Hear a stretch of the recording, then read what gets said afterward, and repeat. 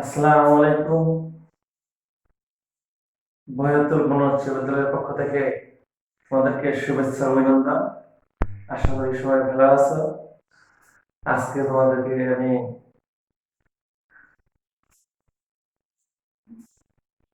নবম দশম শ্রেণীর অধ্যায় 5, অধ্যায়ের নাম কাজ ক্ষমতা শক্তি।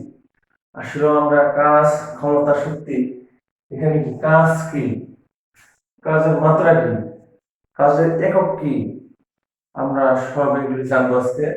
তোমরা মনোযোগ সহকারে অবশ্যই শুনবে এবং খাতা কলম নিয়ে রেডি হয়ে যাও। দেখো, আজকে কাজ আমরা শুধু মৌলিক বিষয় নিয়ে আলোচনা করবো। দেখো, আমাদের কাজ, আমরা জানি কাজ সমান বল ইন্টু সরণ। আবার শোনো, কাজ সমান বল ইন্টু সরণ। তাহলে আমরা কাজটা কি হতে পারে, বল ও সরণের উপাংশের গুণফলকে কাজ বলে। সংখ্যা বলি কাজ সমান কি, বল ইন্টু সরণ।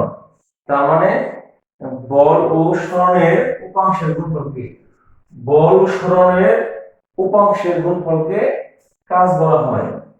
কাজ হলো দুই প্রকার। কাজ হলো দুই প্রকার। একটা হলো বলের দিকে কাজ, একটা হলো বলের দিকে কাজ, বলের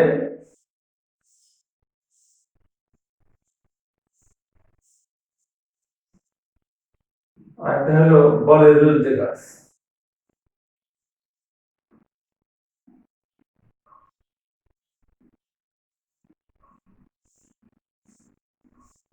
একটা হলো বলের দিকে কাজ অর্থাৎ ধনাত্মক কাজ, একটা বলের বিরুদ্ধে কাজ অর্থাৎ ঋণাত্মক কাজ।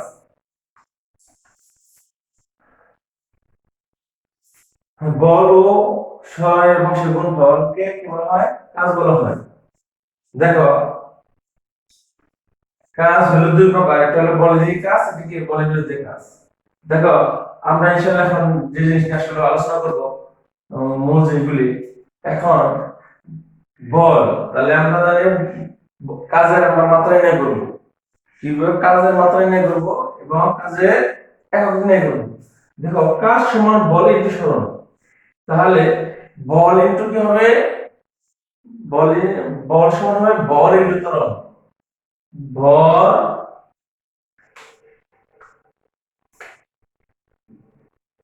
ভর ইনটু ত্বরণ। আর সরণ তো আছে। দেখো, আমরা কি বললাম, কাজ সমান বল ইনটু সরণ আর বল সমান বল ইনটু ত্বরণ। ত্বরণ কাকে বলা হয়, দেখো ত্বরণ, এখন তো দেখো ত্বরণ হলো বেগ বাই সময়। ত্বরণ সমান কি, বেগ বাই সময়। আর এখানে আছে তো। দেখো, এখন যে ত্বরণের সংজ্ঞা বলি, ত্বরণ হইল সময়ের সাথে কোনো বস্তু, সময়ের সাথে অসম বেগ বৃদ্ধি হারকে, সময়ের সাথে বেগ বৃদ্ধির হারকে ত্বরণ বলা হয়। দেখো, তুমি সবসময় থ্রির দিকে সংজ্ঞা দেওয়ার চেষ্টা করবে, সময়ের সাথে বেগ বৃদ্ধির হারকে বলা হয় ত্বরণ। যদি এই সময় অবশ্যই আমাদের ত্বরণের সাথে বেগ বাড়ানোর সময় এই দুই জিনিস থাকবে, তাহলে সময়ের সাথে অসম বেগ মানে সময় যতই যাবে বেগ বৃদ্ধি হবে, সময় যতই যাবে বেগ বৃদ্ধি হবে। তাহলে সময়ের সাথে বেগ বৃদ্ধি হারকে বলা হয় ত্বরণ। আর যদি আমরা বিপরীত বলি মন্দন, মন্দন যদি বলি, এই মন্দন হলো যে আমরা যখন কোনো গাড়ি সামনের দিকে যাই সেটা কি ত্বরণ, কিন্তু গাড়িটা যদি আমরা অনেক সময় পিছন দিকে ব্যাক করি, পিছন দিকে ব্যাক করলে সেটাকে বলা হয় মন্দন। যাওয়ার কথা সামনের দিকে কিন্তু আমরা কি গাড়ির পিছন দিকে ব্যাক করতেছি, যা তখন সেটাকে বলা হয় মন্দন। তাহলে সময়ের সাথে তখন এই সময় বেগ কি সামনের দিকে বৃদ্ধি পাবে না, সেটা কেবল হ্রাস পাবে। তার মানে সময়ের সাথে বেগ হ্রাসের হারকে বলা হয় সময়ের সাথে বেগ, এই সময়ের সাথে তখন বেগের হ্রাসের হারকে বলা হয় মন্দন। যাই হোক, এবার গেল বেগ এবং সময়। এখন বেগ সময় দেখো ভর, বেগ সমান হবো সরণ বাই সময়। বেগ সমান কি? সরণ বাই সময়। দেখো বেগ সমান সরণ বাই সময়। তাহলে বেগ সমান যদি সরণ বাই সময় হয়, তাহলে তাহলে কি নিচে তো আরেকটা সময় আছে, সরণ বাই সময়। দেখো সময় আর নিচে দেখো এই বেগ সমান সরণ বাই সময়, তাহলে একটা সময় আছে, তাহলে কি সময় স্কয়ার দিই, আর এখানে আছে সরণ। তার মানে এই সরণ আর এই সরণ দেব সরণ স্কয়ার। তাহলে দেখো আমরা এখানে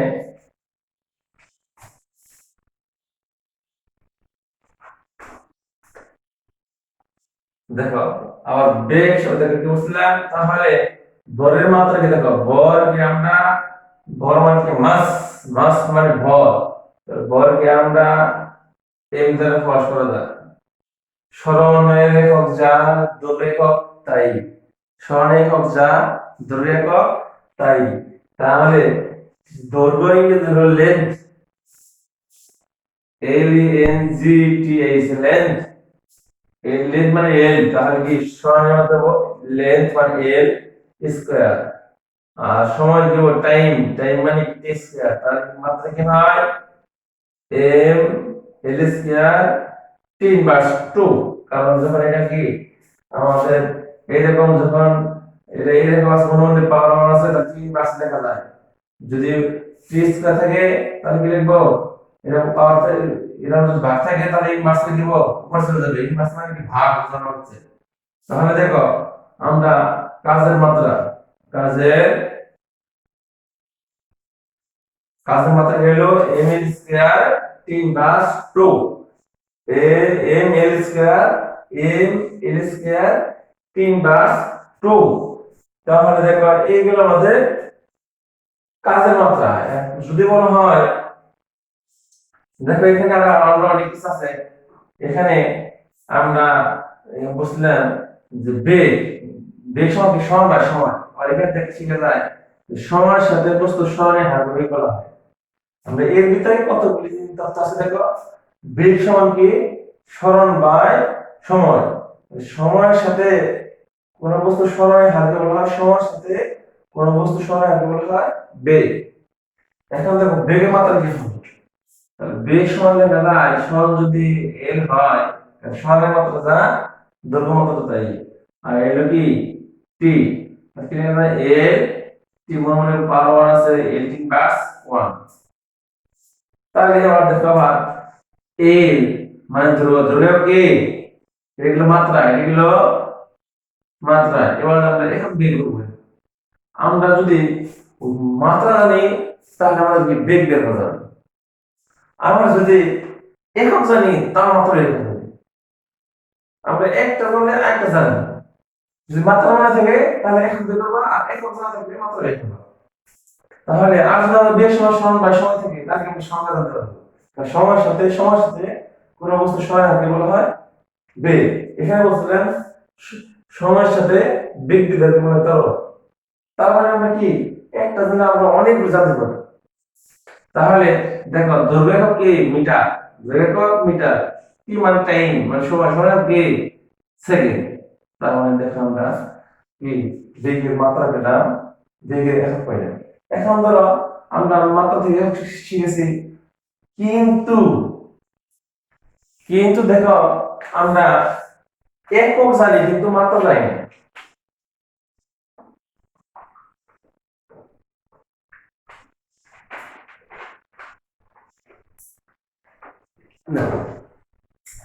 দেখো এম কি? কার একক? এম হলো কি? দৈর্ঘ্য একক মিটার। তার মানে দৈর্ঘ্য মানে লেন্থ এল, আর সেকেন্ড কার একক? সময় একক মানে টাইম। তার মানে মাত্রা থেকে একক বের করা তো সহজ, আর একক থেকে মাত্রা বের করা সহজ। আর আমরা বেগ জানি সরণ বাই সময়, তাহলে এখানে সংজ্ঞা এখানে দৃশ্যমান আছে। দেখো এবার আমরা শিখছিলাম যদি আমরা বলা হয় ত্বরণ, দেখো আমরা শিখছি যে ত্বরণ, দেখো এখানে যে বলি ত্বরণ, ত্বরণ কি বেগ বাই সময়, ত্বরণ সমান বেগ বাই সময়। যাক, এটা না চলবে। তাহলে গেল আমাদের কাজ কি? কাজ হলো বল ও সরণের উপাংশ গুণকে কাজ বলা হয়। আবার বল ইনটু ত্বরণ, ত্বরণ আর ত্বরণ গেলে বেগ বাই সময়, বেগ গেলে সরণ বাই সময়। এইভাবে ইনশাআল্লাহ আমরা মাত্র বের করলাম। তারপর বেগ কি জানলাম, ত্বরণ কি জানলাম, মন্দন কি জানলাম, তারপর কি ত্বরণের মাত্রা কি তা দেখো। আমরা আগে শিখছি, দেখো যেহেতু আমরা কি ত্বরণ সমান, দেখো ত্বরণ সমান লিখছি বেগ বাই সময়, বেগ বাই সময়, আর বেগ লিখেছি সরণ বাই সময়। আর যদি বেগ সমান সরণ বাই সময় আর সময় সমান এক সময় সময় স্কয়ার, তাহলে কি লেখা যায়? সরণ এল আর কি দিব বারটা এরকম টি স্কয়ার, তার মানে দিব এল টি ইনভার্স 2। এটা কি ত্বরণের মাত্রা, ত্বরণের মাত্রা কি এল টি ইনভার্স 2। আবার এর মধ্যে যদি একক বের করি, একক সহজ তো ধরে মিটার আর সহায়ক সেকেন্ড, তার মানে metre per second square, metre per second, metre per second square. তাহলে দেখো আমরা একটা জিনিস থেকে কতগুলো জিনিস পেলাম। তাহলে আমরা যখন শিখবো যে, তাহলে কি আমরা সবকিছু কি একইভাবে কি একদম এ টু জেড যা আছে সব জানবো, তাহলে দেখবা কি তোমাদের পড়া অনেক সহজ হয়ে গেছে। আমরা মুখস্থ থেকে আমরা মুখস্থ বিশ্বাসী নয়, আমরা বুঝার উপর বিশ্বাসী। দেখো আমরা এবার তাহলে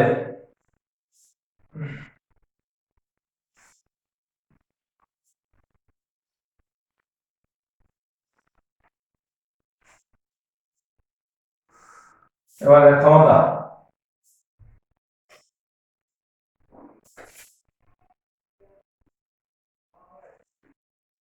ক্ষমতা সমান হলো কি কাজ বাই সময়।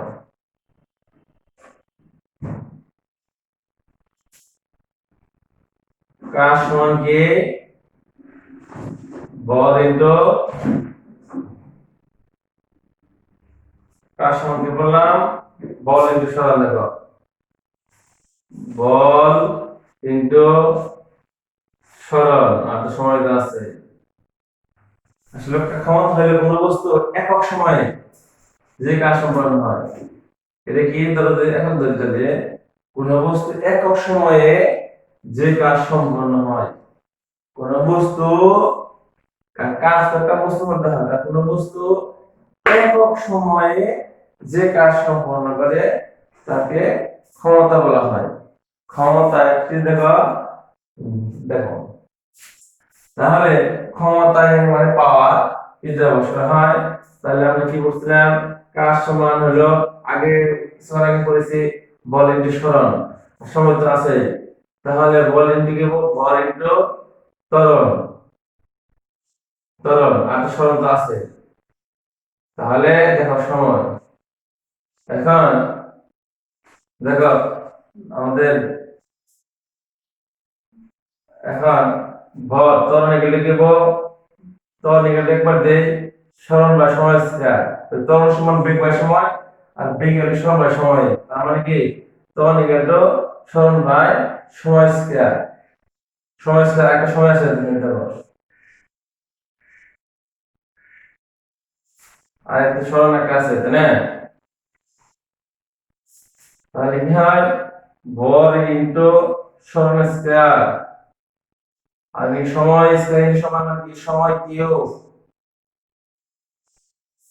তার মানে কি লেখা যায় M L square T to the power 3। তার মানে কি, তার মানে হলো এম এল স্কয়ার 3/3। এটা গেল কি ক্ষমতার মাত্রা, ক্ষমতা কি গেল ক্ষমতার মাত্রা।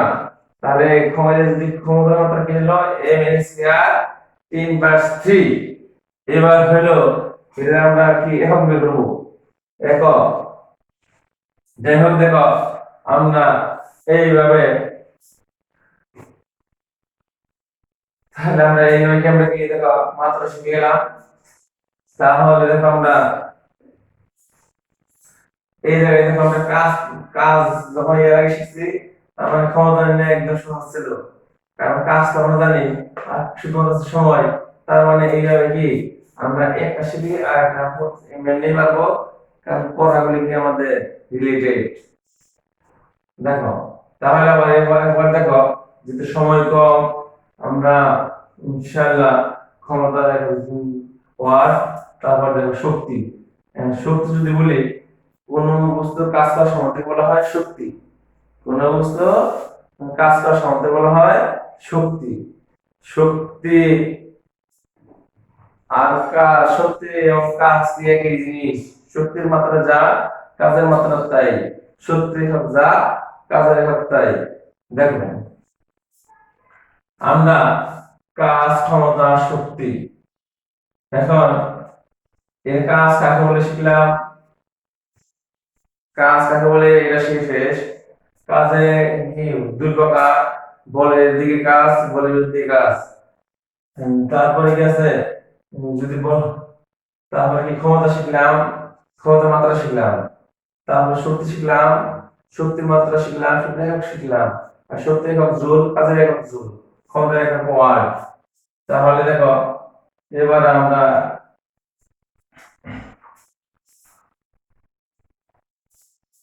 যাই হোক তোমাদেরকে আমরা আমরা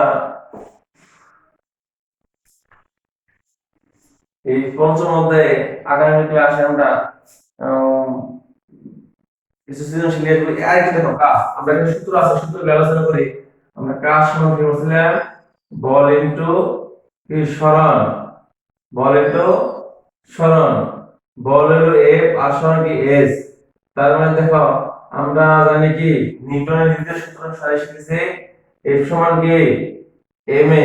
তাহলে আমরা এফ সমান কি লিখবো, এম এ আর এস। তার মানে কি আমরা এম এস, তাহলে কাজ সমান এম এস আমরা লিখতে পারি। আবার দেখো যদি সেটা যদি কাজটা যদি উপর থেকে নিচে দিকে হয়, অথবা উৎকর্ষ বলের বিরুদ্ধে বা উৎকর্ষ বলের দিকে, তাহলে এফ সমান কি হবে, তখন এফ সমান হবে এম জি। তার মানে কি এম জি এ। দেখুন যখন উপর থেকে নিচে হবে কাজগুলি, কাজ যখন আমরা কি রনি নিচ থেকে কি উপর দিকে বল ঠিক করলো, তখন সেই ক্ষেত্রে কি সরণ আয়তন কি বলে, তখন আমাদের উচ্চতা আর M J H, M J আমরা কি যখন এল এস লিখি, কিন্তু যখন আমরা লিখবো যে বডি কাজ সমান কি কাজটা যদি উপর দিকে হয়, তখন আমরা লিখবো এফ সমান এম জে, তখন সরণের জায়গায় কি হবে, উচ্চতা হবে এম জে এইচ। তার মানে দেখো আমরা ওজন কি আমরা আমরা কাজ সমান কি ডব্লিউ, ডব্লিউ সমান কি লিখতে পারি এম জে এইচ লিখতে পারি। ঠিক আছে, এফ সমান কি এম এ অথবা এম এস। তো যাই হোক আজকে তোমাদেরকে এই পর্যন্ত শেষ। আগামী ক্লাসে আমরা এই অধ্যায়ে সৃজনশীল নিয়ে আসবো। আশা করি তোমরা ভালো থাকবে। খোদা হাফেজ।